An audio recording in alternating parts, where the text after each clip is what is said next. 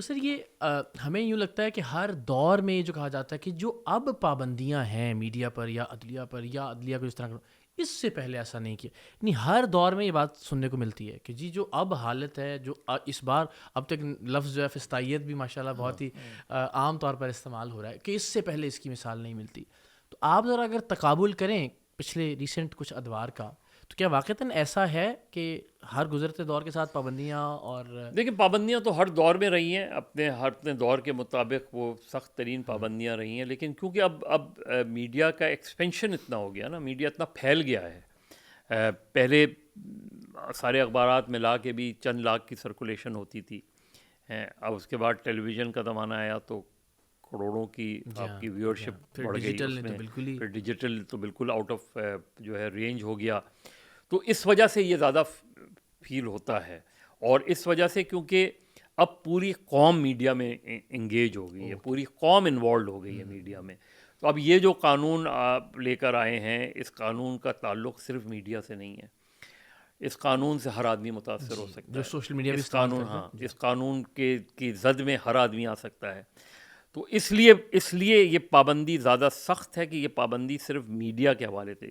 پہلے 50s اور 60s میں جو پابندی لگتی تھی وہ اخبار پہ لگتی تھی، اور اس کے چند سو یا چند ہزار پہ پابندی لگتی تھی. ایک اخبار، 2 اخبار، 4 اخبار بند کر دیے، کچھ صحافیوں کو، ایڈیٹرز کو گرفتار کر لیا. یہ جو پابندی ہے، یہ جو قانون ہے 25 اس کروڑ کے لوگوں پہ تو امپلیمنٹ یہ قانون دراصل عوام کے خلاف بنایا گیا قانون ہے.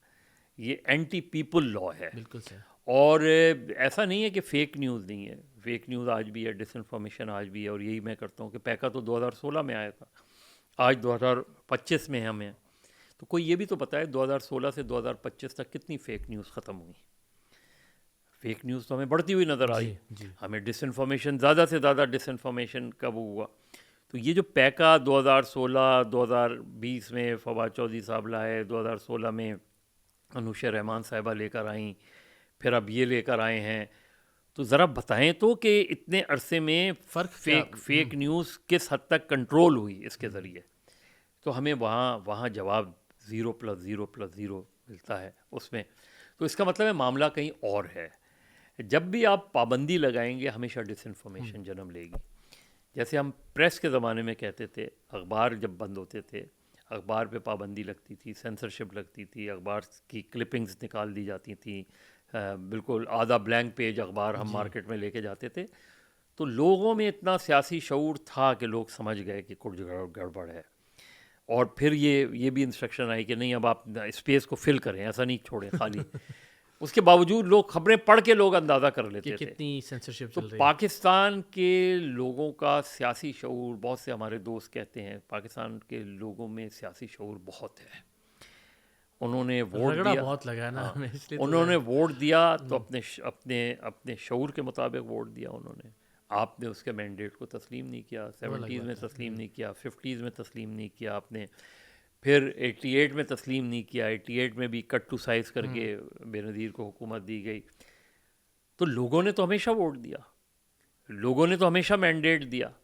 اب مینڈیٹ کو قبول کرنے والی جو قوتیں ہیں، پرابلم وہاں ہے کہ اب آپ کے نزدیک اگر کوئی پارٹی، کون سی پارٹی قومی مفاد میں ہے، کون سی پارٹی قومی مفاد میں نہیں ہے، اور کون سی قومی پارٹی مفاد بھی آپ کا کیا وہی وضع کیا تو ہوا. یہ جو جیسے آرٹیکل 19 ہے آئین کا کہ جی آزادی صحافت ہے ہر شخص کو، اور لیکن یہ پابندیاں، اب وہ جو پابندیاں ہیں جس میں عدلیہ کے حوالے سے بھی ہے، فوج کے حوالے سے بھی ہے، وہ جو ریسٹرکشنز ہیں وہ اس کا دائرہ بالکل مختلف ہے.